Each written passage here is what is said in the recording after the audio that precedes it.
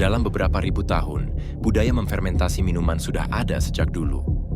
Dari bangsa Mesopotamia dan Mesir, membuat minuman fermentasi dari biji-biji gandum yang kita kenal dengan bir. Yunani dan Roma membuat minuman berfermentasi dari anggur yang kita kenal dengan wine.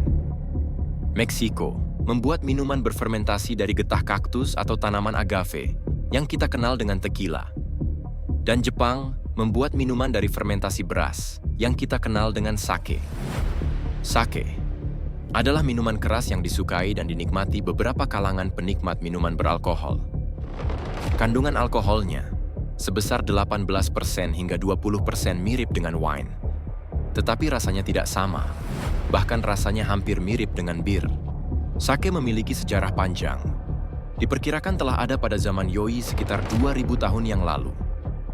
Pada zaman ini, fermentasi masih dilakukan dengan cara alamiah dan sangat sederhana.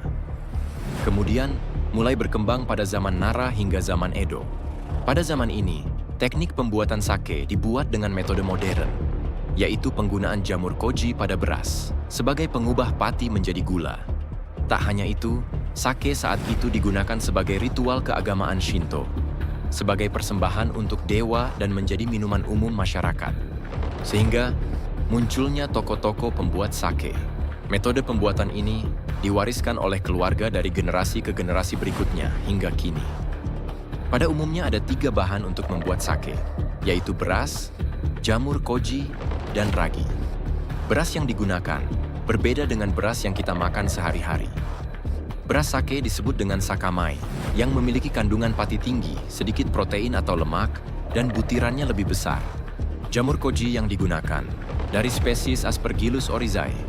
Jamur ini biasanya tumbuh di atas makanan seperti beras, kacang, atau gandum.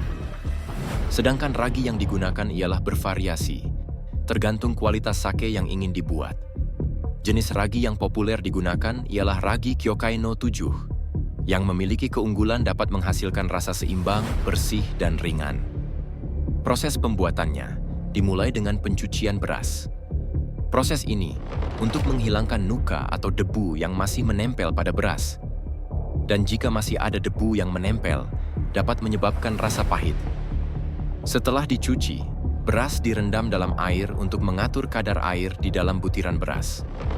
Lama waktu perendaman sangat dikontrol, tergantung tingkat pemolesan beras. Semakin tinggi tingkat pemolesan, semakin cepat menyerap air, dan waktu perendaman lebih singkat. Biasanya membutuhkan waktu 5 hingga 15 menit. Tujuan ini agar air menyerap hingga inti biji meskipun tidak keseluruhan. Setelah direndam, beras dikukus hingga matang. Pengukusan beras adalah salah satu tahap krusial dalam pembuatan sake. Meskipun terlihat sederhana, suhu, waktu, dan tekstur hasil akhir dari pengukusan ini sangat mempengaruhi kualitas sake yang dihasilkan. Kemudian, nasi dipindahkan ke ruang inokulasi yang terkontrol suhunya. Di ruangan inilah jamur koji perlu disebar secara merata.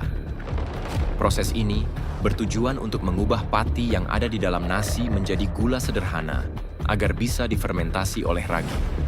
Tanpa jamur koji, proses pembuatan sake tidak akan berjalan dengan baik, karena pati dalam beras tidak dapat langsung diubah menjadi gula yang dapat dikonsumsi oleh ragi.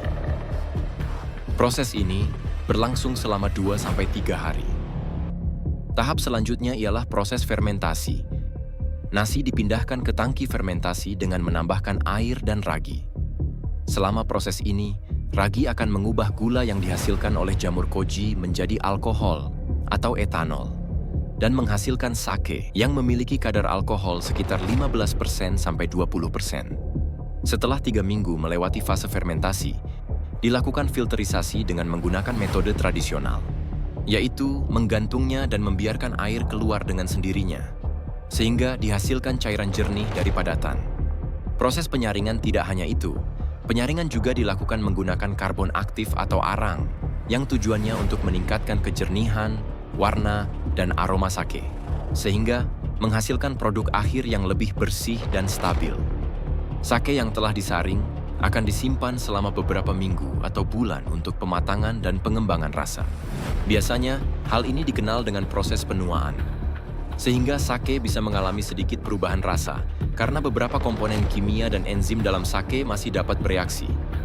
Pada tahap akhir, setelah mencapai konsistensi rasa yang diinginkan, beberapa produsen sake juga menambahkan sedikit air untuk mengatur kadar alkohol yang diinginkan. Kemudian, melewati proses pasteurisasi untuk membunuh bakteri yang tersisa dalam ragi dan kemudian dibotolkan untuk didistribusikan.